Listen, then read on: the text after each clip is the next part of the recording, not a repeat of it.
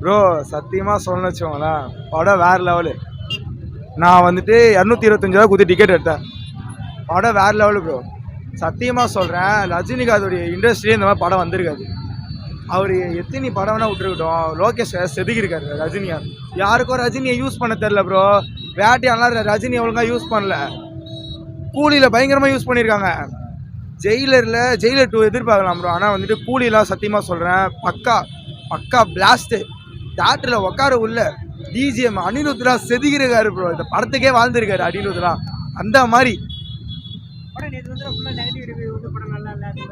யார் சொல்றது கேட்காதீங்க. படத்தில் வந்துட்டு சும்மா தான் ஏ சர்டிஃபிகேட்டு. படம் 100% ஃபேமிலி மூவி. கண்டிப்பாக வந்து பாருங்கள். எந்த விதமான இதுவும் இல்லை, அஃபென்ஸ் எதுவுமே இல்லை அவ்வளோவா. லியோவோட அஃபென்ஸ் கம்மியாக தான் இருக்குது. நீங்கள் லியோவை கம்பேர் பண்ண விட அஃபென்ஸ் கம்மியாக தான் இருக்குது. கதையும் சூப்பராகவே இருக்குது. கதையை கம்பேர் பண்ண எல்லா படத்தோட